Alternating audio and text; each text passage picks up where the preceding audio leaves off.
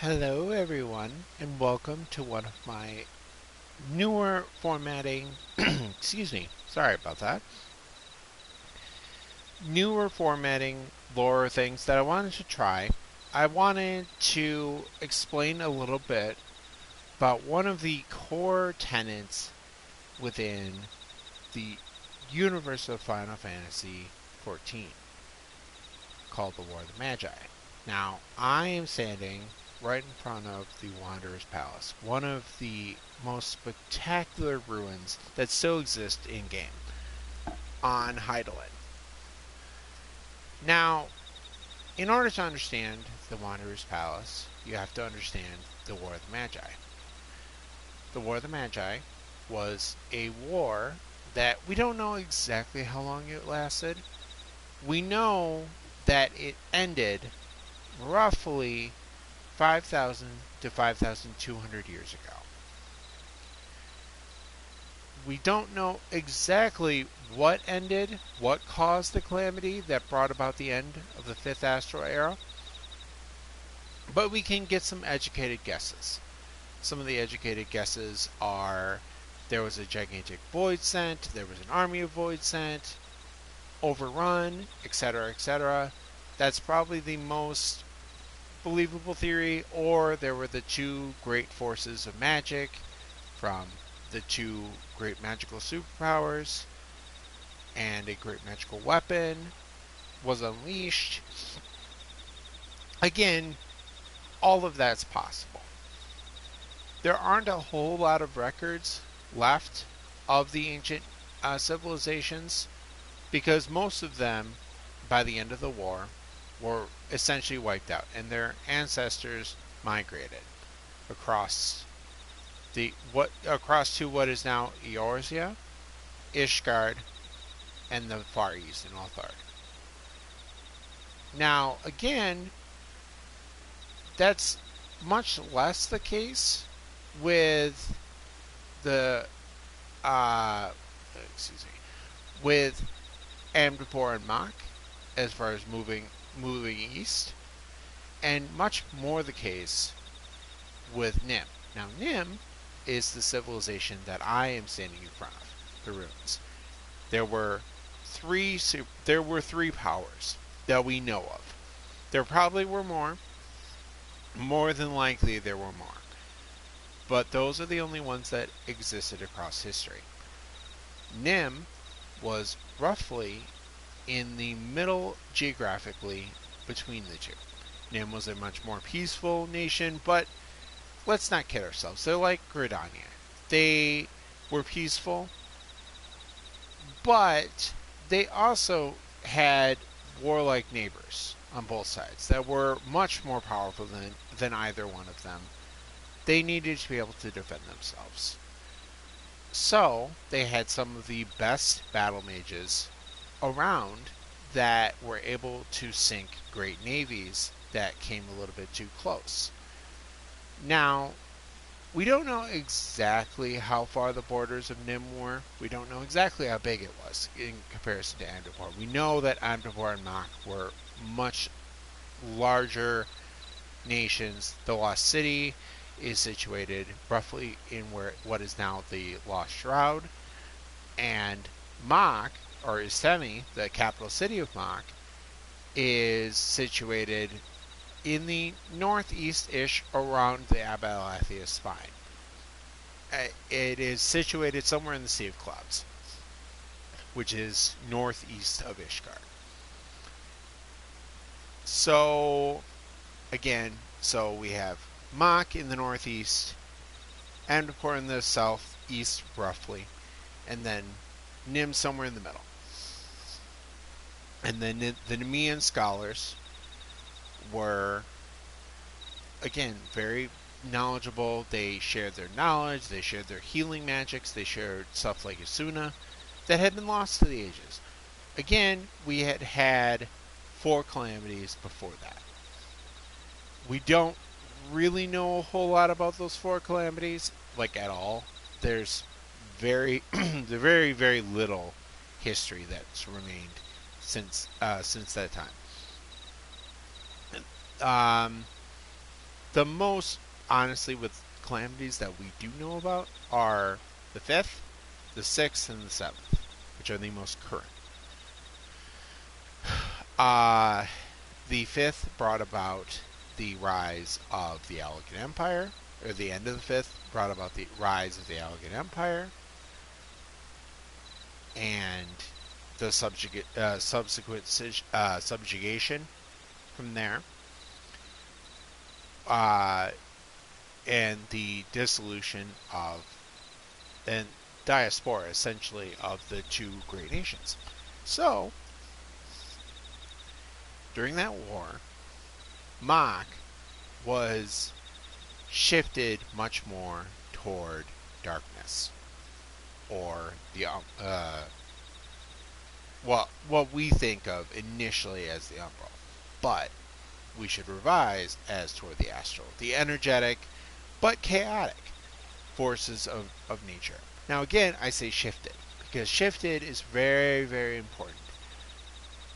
They didn't outright worship darkness. They worshipped the balance toward darkness. They worshipped that darkness was a very important part of their rituals, as far as how they implemented magic and thaumaturgy and ultimately black magic, because it's the forces of chaos and being able to summon void set familiars for their work and everything. And they were a warlike nation. They were a very hostile nation. They were a nation of trickery, because we have records about Nim, what happened to Nim, and it was actually really terrible. If you play the Scholar Quest, you actually find out what happened in the Wanderer's Palace. You find out that when you do the first Wanderer's Palace quest and you take out the Tonberry King, which is a staple of Final Fantasy, that the Tonberry King was essentially a void sent. That we believe it was a conflation between a void sent and somebody who had been afflicted by this disease that everybody had been sealed in the Wanderer's Palace had, that turned them into Tonberries. Now, not every Tonberry that is in the Wanderer's Palace is actually an ancient Nemean. Most of them are. Most of the Tonberries in the world are ancient Nemeans that we can tell based on the sickness that turned them green. And again, if you do the Scholar's Quest, it's believed that when they went out to sea and they brought back this relic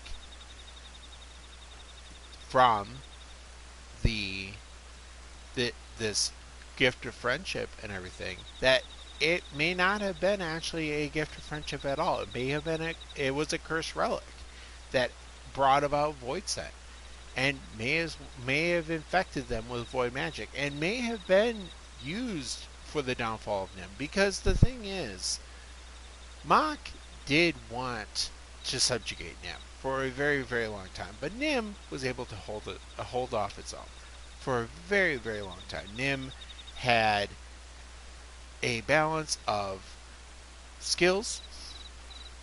As far as scholars had this balance between astral and umbral energies. And the astral energy would be, the healing energies, light, the shifting toward the light aspect of things. And then, of course, in the background, you have Amdapor. And Amdapor, there's actually a lot of carryover to some of the lore in Shadowbringers. Now again, I don't want to go too deep into it, because in Shadowbringers there's a lot of potentially world shifting lore that's there, and it's relatively new content. But we know that Amdapor shifted more toward light, toward the umbral, toward stagnation, toward healing, but weaponizing light, I guess you could say. And the white mages of Amdapor were not as warmongering as Mach was. They were a superpower that we can tell. And again, as far as like major players, there was Amdapor and Mach, and the Nim in the middle. And with their scholars that were able to fend everybody off. And Amdapor had mostly white mages, the White Tower. When you go and do the Lost City of Amdapor, there's the White Tower, which is where the white mages studied white magic. And that is where a lot of the disciplines of the white mage classes actually trace their origins from. Just like there's a lot of things that thaumaturgy that we know traces from the ancient city of Mach and their ancestors and their traditions and everything. And of course, as things have shifted, as time has gone on, as these things have shifted and these attitudes have changed, it's less dangerous. It's less potent. Thaumaturgy was reintroduced after several decades, if not centuries, of essentially being abandoned because of the misuse that Mach had used. Mach used it for evil.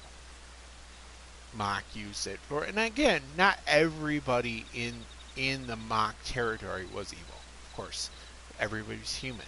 In fact, Cait Sith, when you do the Mach raids, it's very clear that a lot of the black mages weren't evil. They in fact did a lot of good things, and they maybe didn't deal with black mages, or they didn't necessarily do with the darkest aspects of their dark magic. But as a culture, they were okay with subjugating other people, and they were okay with going to war with other people, and they were okay with dealing with the void and the void sense, and figuring out the deepest aspects of the darkness. And delving into, honestly, things that I believe we should not really be touching as part of our human nature. Like, we should embrace the fact that we have a darker aspect.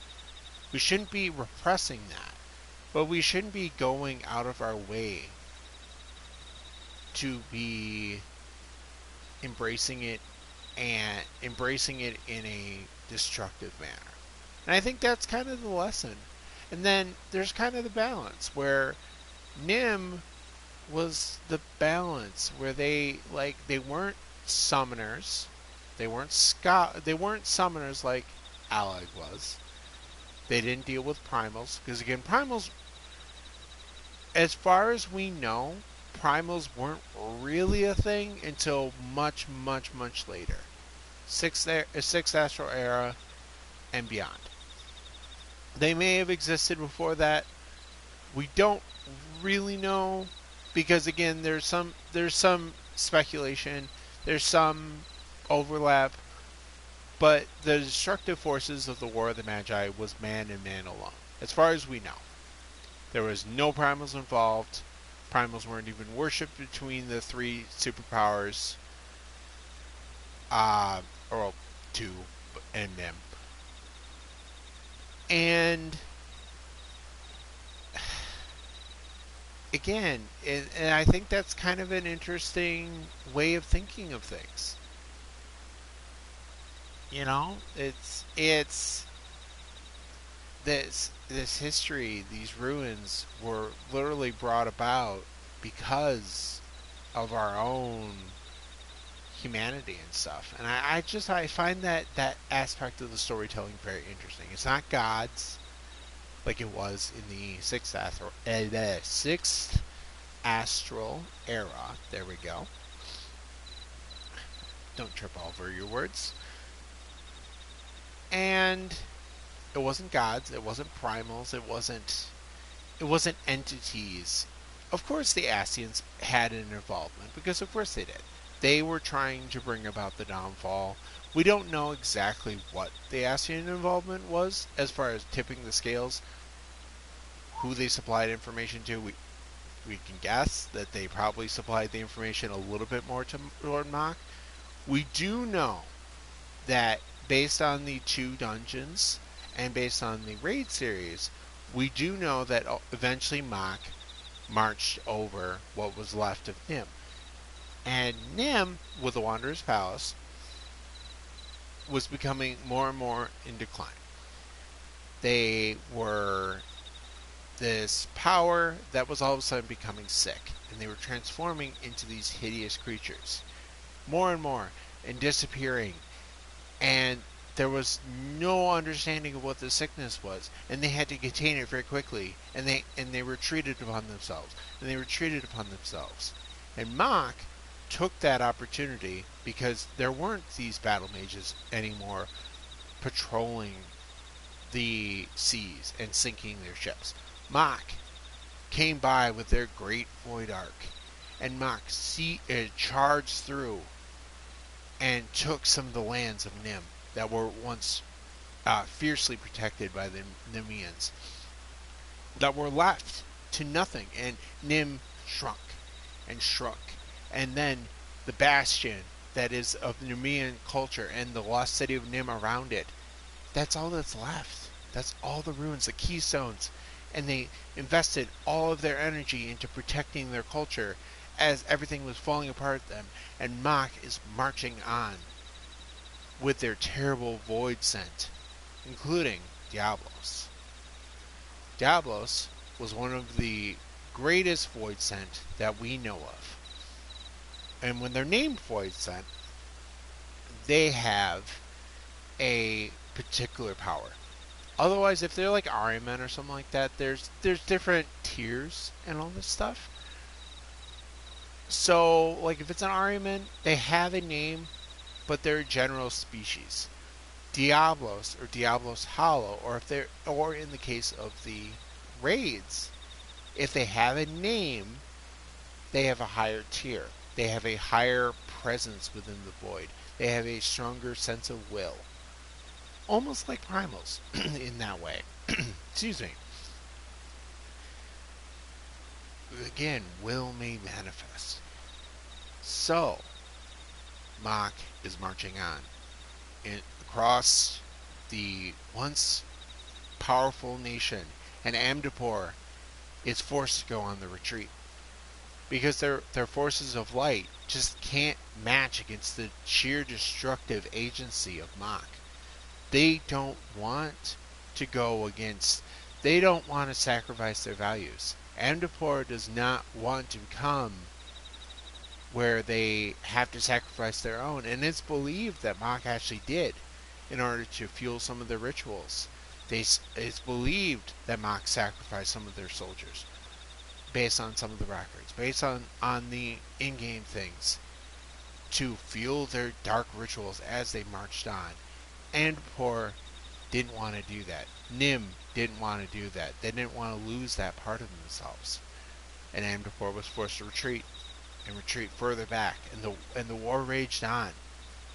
The Void Scent would come against the great bastions of Amdapor, and then the Machians, the people of Isfemi, would curse some of the Amdaporians to linger forever as unfulfilled ghosts. That's why when you're traveling around and you're trying to unlock some of these dungeons, like the Lost City of Amdapor, like the Lost Keep of Amdapor, there was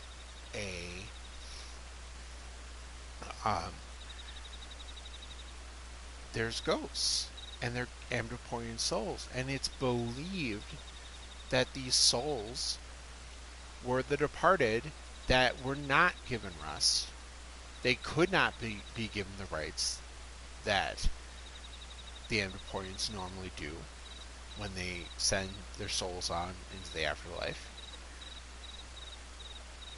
And they were not allowed that. And the Machians weaponized that, because the Machians refused that.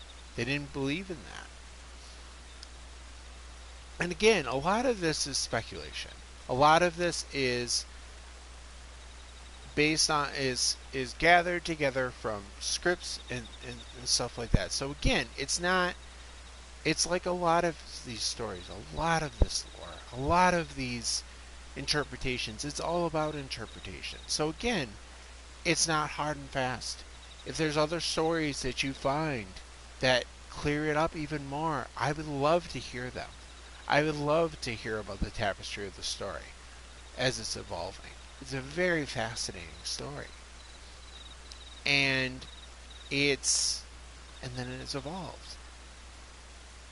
And then the Wanderer's Palace, right around the end of the Fifth Astral Era, and the beginning of the rise of the nation of Alag with their summoners and their understanding of primals and their technology,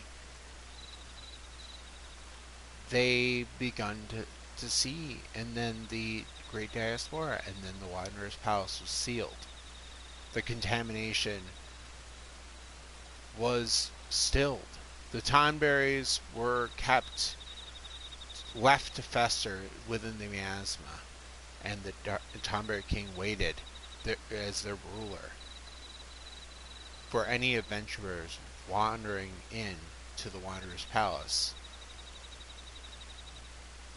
to feast upon them, to draw energy from them with that rancor, that anger, that festering at all the misjudged that they had done. That's why the Tonberries have everybody's grudge. That's why they have, when you do the Scholar's Quest and they turn into this rancor thing, and one of the Tonberries that you fight is possessed by this rancor that you have to defeat, and that's a really common thing with this corruption of ether and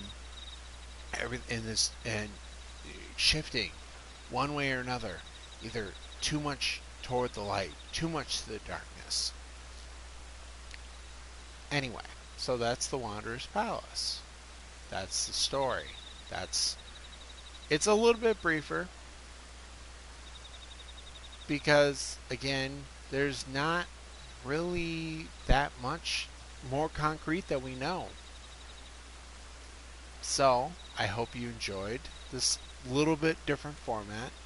I hope you enjoyed the story, and I hope that it explained it a bit more and it gave a little bit more clarity toward this storyline. Anyway, thank you again for watching. Thank you again for listening. I really appreciate any and all support that you all give to me. And this is a wonderful passion project that I love doing. And I really hope, really hope I can continue to do this and it is helpful for everybody. And until the next one, I will see you all later. Bye!